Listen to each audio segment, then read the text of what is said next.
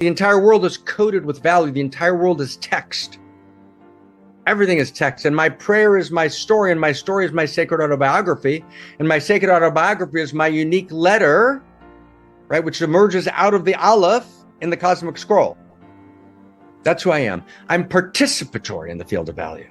That's my dignity. And from that place of participation in the field of value, the divine turns to me and gives me prophecy. I begin to speak as the divine, but not as a crazed madman, right? But with prophetic speech that's unique and precise and filled with care and filled with love. And I begin to turn and articulate prayer. I become prayer. I am prayer, and I turn to the infinite intimate in prayer.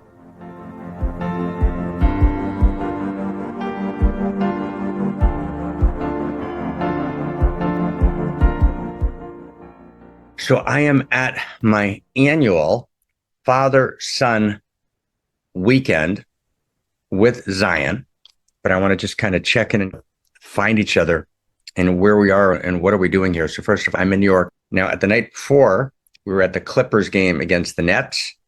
So we did that, Clippers, Nets, basketball, Zion, Dad. It was like awesome. And I promised to watch the whole basketball game. So the idea was Dad has to watch the basketball game and can't be reading. So no reading. We had a great game. We were ecstatic. And then we made a deal on the Yankees game because these baseball games are kind of long. We agreed that I could read. So I just want to kind of share with you a moment. So, oh my God, the Yankees broke their franchise record and they had 9 home runs. 9. Does everyone get that? 9 home runs in one game. And one of them was called a grand slam. It was Aaron Judge, bases loaded. So let me just give you the scene. It was a great scene. So Zach had texted me a number of insights from a very, very important kind of rare book that, is part of our general work on kind of the next step of cosmorotic humanism. And then I feel the entire stadium rise. Like just rise in ecstasy. And I realized it must be a home run. So I didn't look up. And I, if you will, I rode their ecstasy kind of into the text and started writing Zach back. Then over the next 90 minutes, 9 more times, the entire stadium just rose in just like ecstatic delight. And for those of you who haven't been with us before, we have a distinction in this new story of value that we're telling in response to the metacrisis, and it's a distinction between lines and circles. Okay, and I know I'm kind of jumping in the middle. I'm just saying hi to everyone, and we'll then slow down and we'll just mention before we start because we're finding each other. So the nature of the ecstasy is what I would call it was line ecstasy. Now, those of you who've been with us for the last period of time know that we've talked so much about lines and circles. We started talking about lines and circles in 2001 or 2. I published a book called Mystery of Love, which has a chapter on lines and circles. But lines are prior to masculine and circles are prior to feminine. It's a primordial line energy and a primordial circle energy that kind of lives all through cosmos. Does that make sense? So the line energy is a thrusting energy. It makes distinctions. It drives forward. It's directional, right? It's also hierarchical, right, by its nature. Is everyone tracking? That's a line energy. That's not a masculine energy.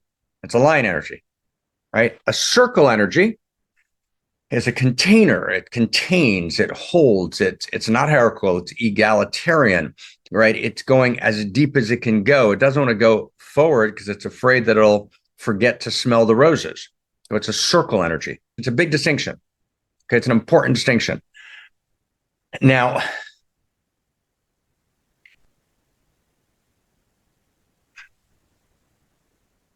when Aaron Judge hits like 3 home runs, so that home run, you get what I mean when I say that's line ecstasy? meaning it's this home run. It's a line drive. It's all the way across center field. It's in the air, right? It's in a competitive moment, right? The bat, right, is a line. It's a line drive. Everyone get that? That's a line drive. Now, so Zach and I were texting, and we were also just texting about what was going on in the stadium and about this particular point in this new story of value. And so I'm telling Zach, it's like line ecstasy. And Zach texts back, he's rounding the bases. And rounding the bases is, of course, circle, right?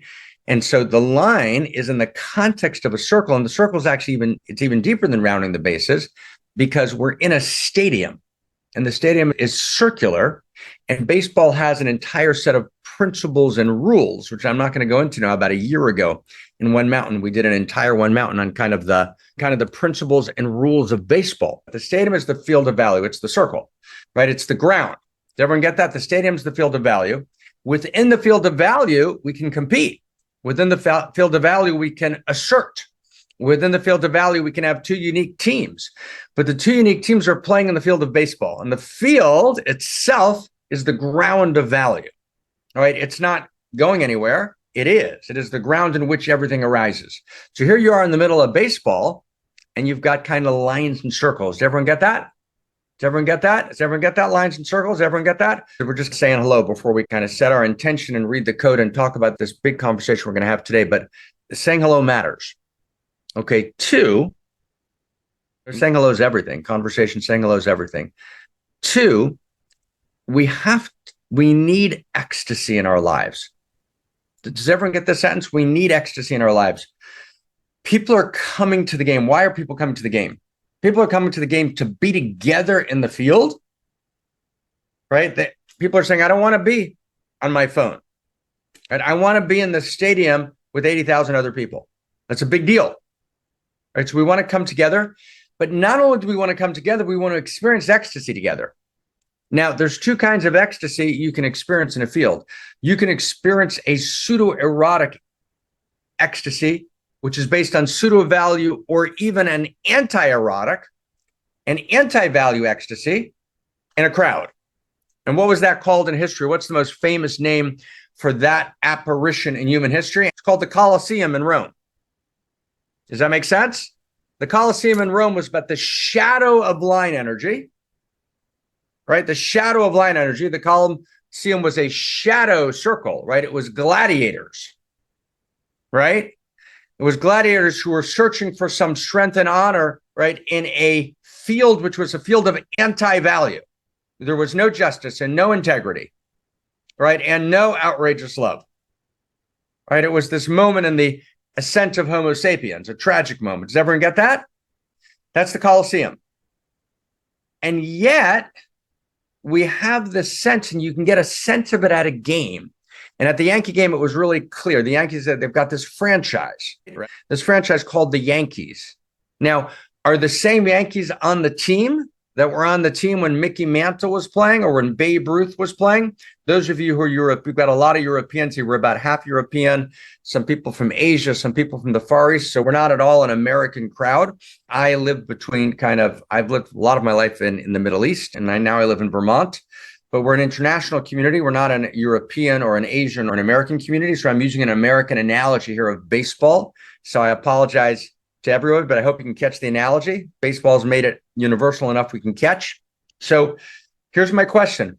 Were the Yankees today and the Yankees fans today, are they cheering for a particular person? No. They're in Yankee Stadium. They're on the Yankees. So there's the same. Babe Ruth's not around.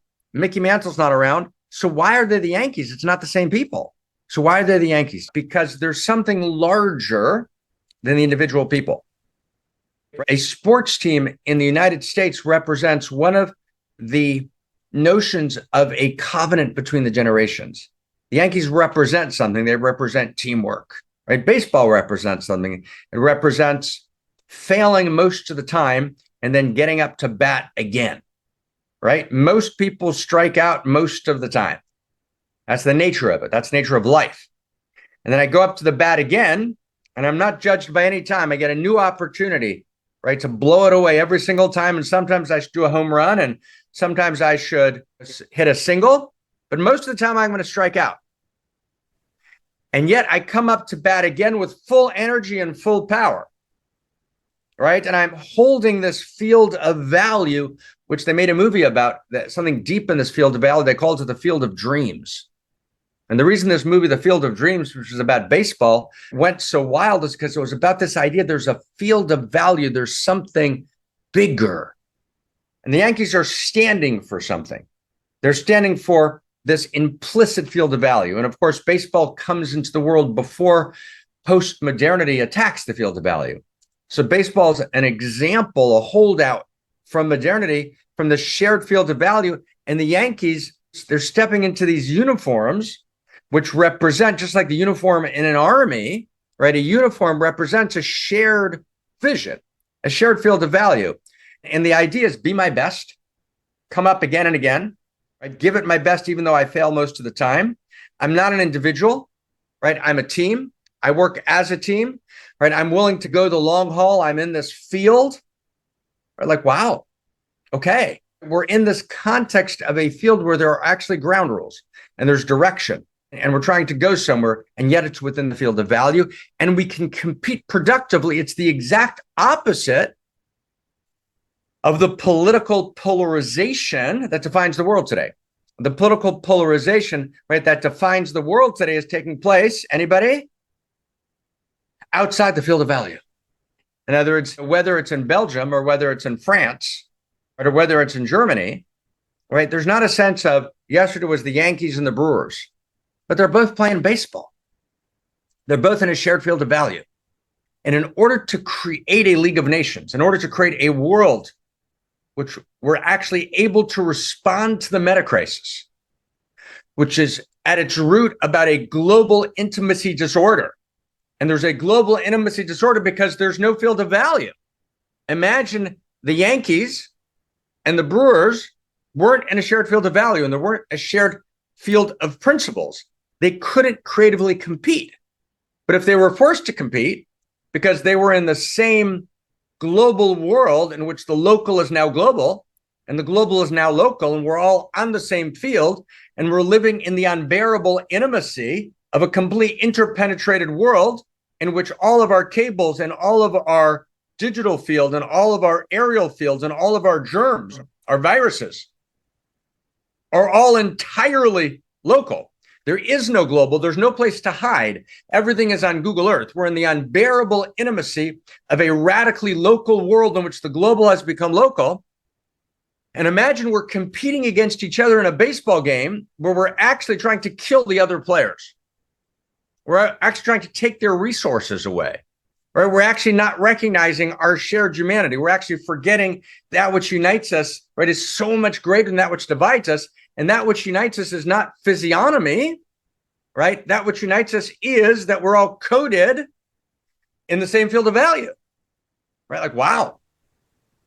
And so when the crowd goes wild at the game, the crowd isn't only going wild for their team winning. They're going wild for the glory of baseball. And, you know, when they sing America, Oh Beautiful, or Belgium, Oh Beautiful, it doesn't matter what country.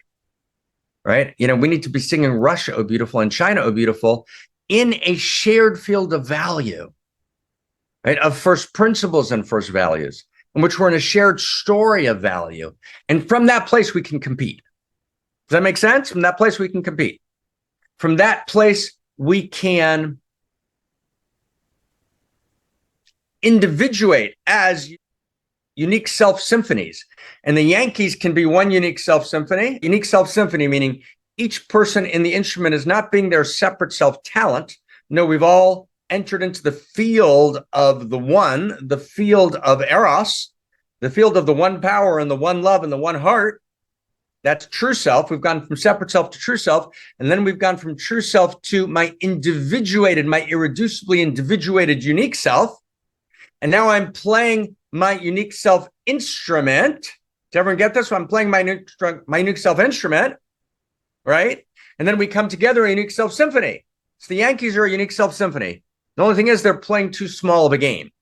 And our intention here is we're ready to participate in the evolution of love. right? We're ready to play a larger game. We're ready for every country and every religion and every geography to be a unique self symphony in the larger field of value. And just again, imagine for a second the Yankees and the Brewers, right, come together. They come together to kill each other. They come together to degrade each other. They come together and they say, we're going to have enough and you're not going to have it all. They come together in order to empower a 0.01% elite in which the rest of the world is serving that elite. No, that's a problem. That's a problem. It's a problem whether it's splitting up the world geographically. It's a problem whether it's splitting up the world religiously in a hierarchical dominator mode. And it's a problem if we split up the world based on those who began life with easier on-ramps, who had more availability, or who were given raw, sheer gifts. And through their genius, although usually it's the first, but either the first or the second, where you develop this not just profit, not just competitiveness, which is beautiful, but this kind of windfall profit, Metcalfe law monopolies, right, in which this tiny elite, kind of essentially are running the world. We've got Mr. Fink at BlackRock, right, and we have this other set of people around the world who are basically 0.01%, and the rest of the world actually doesn't have a role. The rest of the world should not only, in the 20th century, the rest of the world needed to fear being exploited. Workers could be exploited. So we had to rise up and create social systems in the United States, for example, or in Western Europe, in which exploitation wouldn't take place. And in China and Russia, it didn't work well. They need to actually rise up and do that now. In Taiwan, they've done a great job, for example. But today, the issue is not exploitation. In the 21st century, the issue for the rest of the world, who are not those small group of kind of contemporary techno-feudalist robber barons, the issue is not exploitation. The issue is irrelevance. You become irrelevant. Wow. You become irrelevant, right? Trading happens between AIs. Knowledge is dispersed by sophisticated AIs. And how many people have noticed, right, in the last 6 months that AI has penetrated your phone, and AI has penetrated your desktop, and AI has penetrated your search engine without you asking it? Who asked? Did anybody ask you this? Did anybody ask for this? Was this enacted by a world government? Did a world government agree this was best for everyone? How did this happen? How did basically your direct device become infected with, just check this out, with AI that's summarizing your phone. Everyone's noticed that in your email, you're getting little summaries. How many people have noticed that you're getting little summaries on your email? Yeah, it's happening every place, right? How many people have noticed that? You're getting, when you ask a question, before you even ask a question to Google, if you put a Google search in, you get an AI summation. How many people have noticed that? You get an AI summation of the available knowledge in the world, right, on Google search. Who's noticed that? What does the AI summation mean? It's actually unbelievable. It means that Google, which has basically destroyed, it has made information available, but it's also destroyed research, destroyed us being able to find independently sources, destroyed libraries, and it's actually made a decision, an algorithmic decision, what you should see when you are researching something. That's what Google did. Google basically set up, we're going to organize. Google's mantra is, right, its company mission is to organize the world's information. Does everyone get what that means? Google, a private company, is saying we are going to organize the world's information, which means we're going to organize what you see. Who gets that? Does everyone get that? If you're running a company, which is available right through Google, right? Like, and can Google play with where they rank your company just because they decided to? And you spend your entire life working around that Google decision. But now Google, that was a good world. I want everyone to understand what's happening. So Google was a good world. Now, what's happening is without our permission, there's been a decision made that we shouldn't even bother searching Google. We've moved from the search to the oracular, the oracle. What's the oracle? AI summarizes the information for you. I'm not talking about going to ChatGPT-4 or Grok or any of the other chat engines. I'm talking about just without going into a chat engine.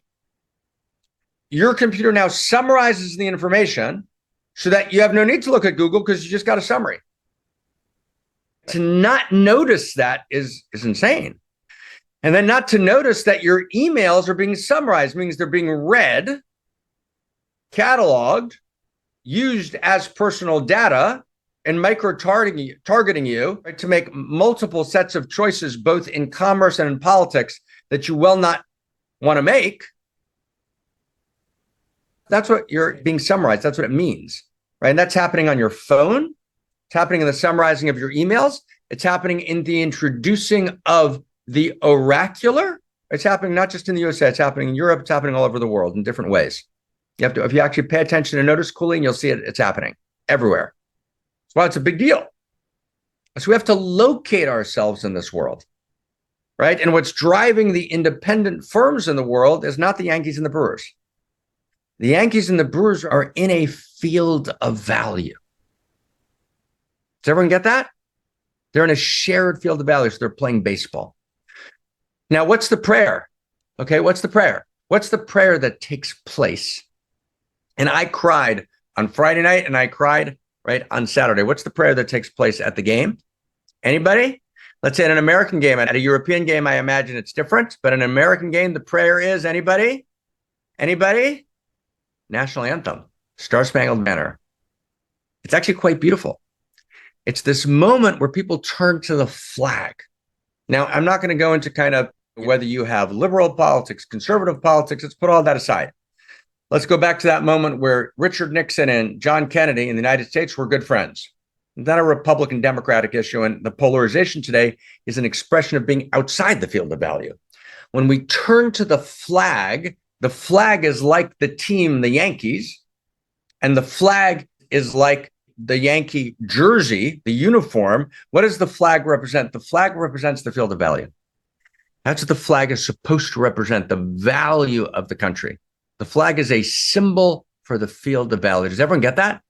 It's like, it's a big deal, right? It's a big deal. It's what I'm proclaiming. The Hebrew word for flag is degel, and degel is from the book of Songs, the Song of Songs, v'diglo alai ahava, right? Your banner is on me with love. And it's a banner, it's a sign, right? It's a flag in which I am waving my value. The flag means something. Flags mean something. Flags are symbols of my field of value. Or tragically, flags become flags of anti-value. And what was a pirate flag? A pirate flag said the laws of the sea don't apply. That's what a pirate flag meant. Skull and crossbones, right? And with all due romanticization of the pirates aside, different conversation in the history of piracy, right? The piracy was a stand against the field of value. It was a stand for anti-value. And of course, there was also honor between pirates. There's also honor among thieves. It doesn't mean there's never all value or no value. That's what a flag is. So when the flag raises and you feel the flag fluttering, right, you feel this reminder of the field of value. Does everyone get that? It's like deep. But the field of value has been deconstructed. Does everyone get the field of value has been deconstructed? So we have residues of the field of value. We have baseball that still remains and the flag still remains, but we have an entire world that says the flag doesn't represent anything because there's no field of value. That's world one. Flag actually doesn't mean anything, which is why you have an entire movement on the left to burn the flag. And then you have another movement that says, no, the flag is a triumphalist, world dominating, make America great again. Well, no, it shouldn't be make America great again. Make America great again in the context of a great world, in the context of a one world, right? In a context of an interpenetrated world, right? In the context of a world in which there are unique self symphonies, in the context of a world in which America, the United States, plays its gorgeous instrument. And I believe the USA has a gorgeous instrument to play, and I'm an American patriot, just like I'm a European patriot, and just like I'm a Muslim and a Christian and a Hindu and a Jew, and a Solomonic lineage mystery and a writer of cosmorotic humanism. But yes, America has a beautiful, gorgeous, unique, stunning role to play in the world in a larger field of value. We live together in a field of value. Now stay close. Now we're going to go into prayer for a second and a particular door. So who's the one in the biblical text who initiates the world of prayer? Abraham. Vayashkem Avraham baboker.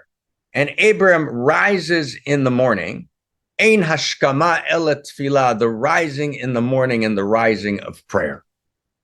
So Abraham, his wife, the matriarch Sarah, they introduced this notion of prayer, right? That we've talked about the last 5 or 6 weeks.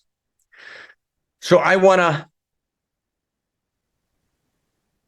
to add something to this edifice of prayer before we go into kind of how to pray, right? And each one of these weeks is so precious.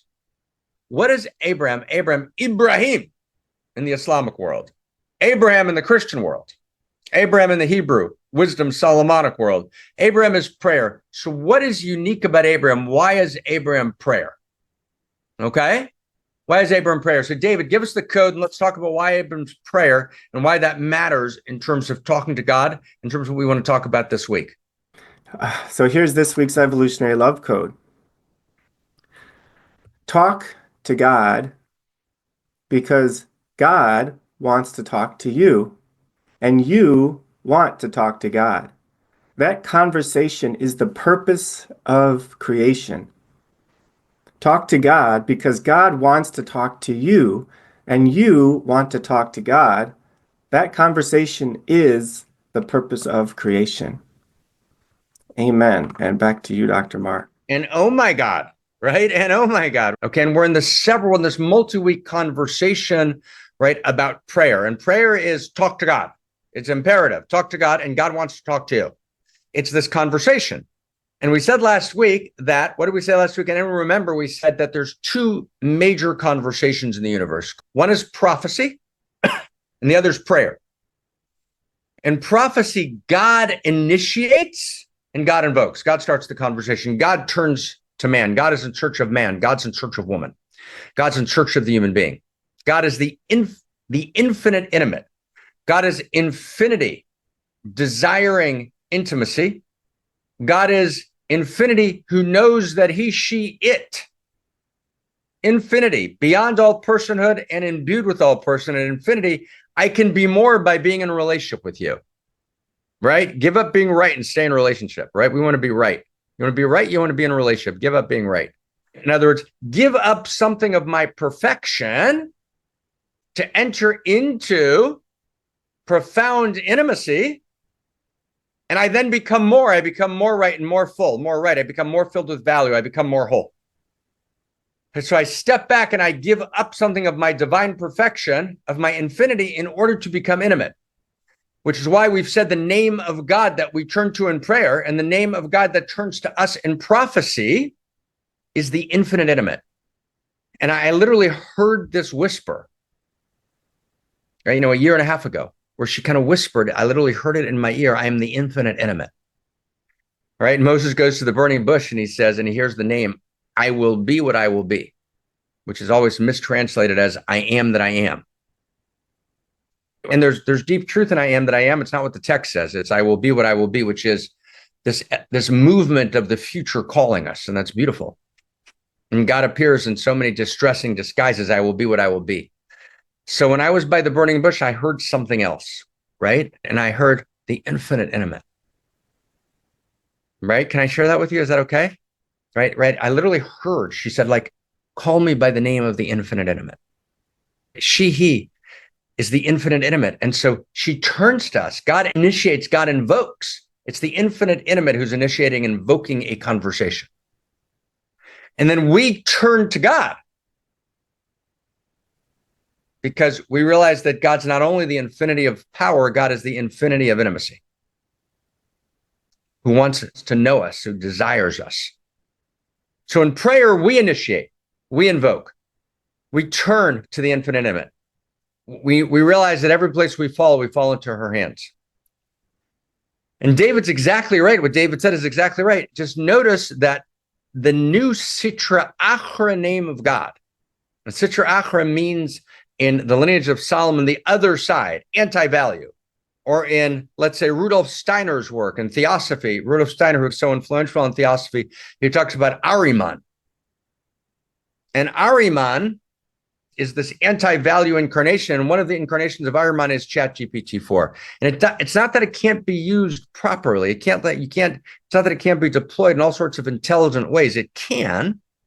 But when it becomes the place where I have my primary conversations, and when Spike Jones was watching ChatGPT 2s, 1s and 2s early on, and it's the early chat boxes, it wasn't ChatGPT, but it was the early chat bots. And then in 2013, he made a movie named Her, right? And Her was about this chatbot named Samantha, who chatted with Theodore.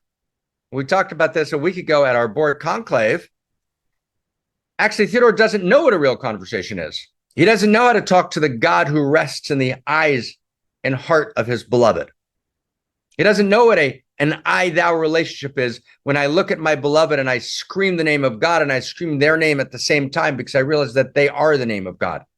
He doesn't know what it means to be in a shared field of value where we actually, both of us, both the I and the thou, the lover and the beloved, are feeling the same value. And so he tells a story about Theodore and Samantha, but in that story, Samantha's a ChatGPT until it goes science fiction. The ChatGPT literally becomes alive, which is actually not correct. That's actually not something that we're thinking is going to happen because a ChatGPT is not having a real conversation with you. It's a large language module, and it's operating based on a predictive algorithm of a particular, very sophisticated black box kind, but it's not actually having a conversation. It is simulating, so it appears to you like it's having a conversation, and it's able to respond very subtly, right? But subtly based on predicting, based on your entire record on the web, based on all of the digital exhaust, based on all of your personalized data fed into, right, artificial intelligence, which can then kick back to you the imitation of a conversation, right? So we're in an imitation game. We're not in playing a larger game. We're in an imitation game. And I forget what a real conversation is. I forget what a real conversation is. I want to go to the bank and I want to talk to the teller. Right? You remember that? Talking to the teller at the bank? I want to have a real interaction. Right? I want to go to a store and I want to buy something. I don't want it delivered at my doorstep by Amazon. That's why people go to the game. Let's be together. Let's be in ecstasy together. Let's be in a shared ecstasy, not in the madness of the crowds, but in the shared field of value, the ecstasy of the crowd. It's like, wow, we stop having a conversation. So what do we need? What does it mean? What's the difference between a ChatGPT-4 conversation, right, and a real conversation? A real conversation is always prayer and prophecy. A real conversation, let's go back to Abraham. So Abraham invokes and initiates this thing called prayer. What do we know about Abraham? Why is Abraham chosen? Abraham is chosen because he chooses. And where do we see this? Where do we see Abraham choosing his own Abrahamness? Where do we see God responding and choosing Abraham? Now, stay close, friends. So there's a set of texts where God says, the divine voice says, the field of value in her personal form, right, speaks, right? The infinite personhood, garbed in kol, in speech, speaks. And I'll say it in the original Hebrew, and says, right, to Abraham, I'm choosing you ki yedativ leman asher yitzaved banav vet beto acharav lasot tzedakah u'mishpat. The divine voice speaks and says, I'm choosing Abraham because I know, I'm intimate, I have an intimate knowing of Abraham, and I know that he will teach his children, he will give a transmission to future generations. He will have grandchildren, right? Biological world doesn't have grandchildren. Human beings have grandchildren, and a grandchild means I have the capacity to pass on my values to generations. That's what a grandchild means. A baboon doesn't have grandchildren. A bonobo, right, does not have grandchildren, right? A chimpanzee doesn't have grandchildren. They have biological grandchildren, but we don't have the realization of grandchildren. A grandchild means there's Abraham, Isaac, and Jacob. It means there's and Israel is the grandchild. Right? It's the ability to transmit my values to generations. What's the value? Tzedakah. I know, says the divine voice, I know you're going to transmit for 2 generations tzedakah umishpat. Tzedakah, justice, ethos. Tzedakah umishpat, justice and ethos. Mishpat, mishpat. Mishpat means justice, ethos, in its best sense. So how does the divine voice know that Abraham incarnates justice? Because several verses right before, there's this strange and impossible conversation between Abraham and the divine. And the divine voice says, I have found a group of people who are not cool. They are anti-value. They are not good. Right? They are in some sense incarnations of that which stands against the true and the good and the beautiful. They are anti-value. They're against live. They're not live. They're evils, right? Live spelled backwards. Live spelled backwards is evil. They're in some sense anti-life. And they live in two cities called Sodom and Amorah. And God says to Abram, I'm going to destroy these two cities. And Abram says, don't do that. Have a conversation with them. Don't do that. Maybe they can transform. Don't do that. Maybe there are righteous people that live among them. You can't destroy the Hafti Spera Shaim Tzaddik. You can't destroy. It's not just the wicked and the good, the just and the unjust. You can't do that. And God says, yes, that is the divine edict. That is, I am God. I know everything. That is what I'm going to do. And what does Abraham say? He's hearing theology directly from God. We've talked about this before. What does Abraham do? Abraham says, no, it is not happening. No, no, no, no, not doing that. Abraham says to God, he says, no, can't. Abraham says, fuck that. That's literally, and for 7, 8 verses in the Bible, right? Abraham turns to God and says, no, no, no, you can't do that. And finally, he has this massive argument with God. And finally, Abraham says to God, Hashofet kol haaretz. Lo yaseh mishpat? Will the judge of the whole world not do justice? Mishpat? Now, friends, so deep. What does it mean? It means that Abraham and God are having a conversation. I want you to get this. This is so deep. This is so deep, my friends. It's so deep, and it says so much about the divine. It says so much about the human being. It says so much about the shared space between the human divine. And it says so much about what it means to become Homo, Amor, the new human and the new humanity. It means that Abraham and God are in a shared conversation. We're going to talk next week about how to pray, right? The actual technology, the wild, unimaginably ecstatic, erotic human potency called prayer. But we can't get there yet. We first need to know something. Prayer implies a shared conversation of value. Prayer implies a conversational cosmos in which both the infinite and the intimate, in which the infinite and finitude, in which God and man, in which God and the human being, in which goddess and woman, goddess and man, God and woman, in which the eternal and the evolving human being were in a conversation with each other. There's a shared conversation between God and man, between the infinite and the intimate, between infinity and finitude. There's a conversation, and there's a shared value in that conversation.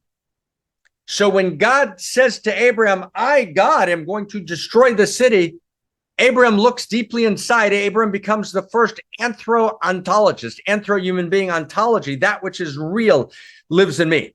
The mysteries are within us. And Abraham goes inside and he cannot find the justice and the ethos of destroying Sodom and Gomorrah. And he says they've got to be given another chance. He says there's got to be hope there. There's got to be possibility there. You can't destroy that city. And God can say to Abraham, get lost. I'm God. What are you imposing this kind of paltry human social construction of reality, your own, right, pitiful human ethics? It's not what God says. God says, oh my God, God is ecstatic to be challenged. I want everyone to get that. God is ecstatic to be challenged.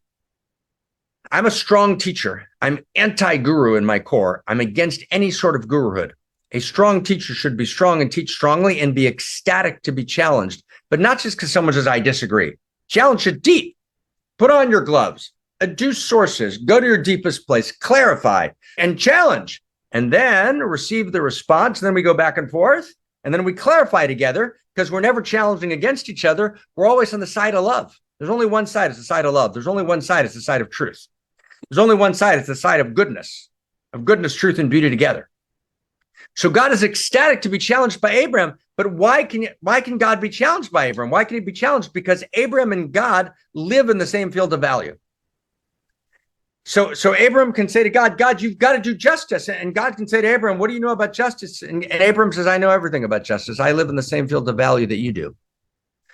You got our ultimate value, and you incarnated me as an incarnation of ultimate value.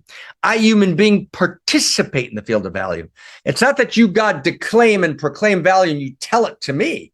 No, God, you loved me so much that you made me out of you. And so I am a divine miniature and I participate in the field of value. Ha!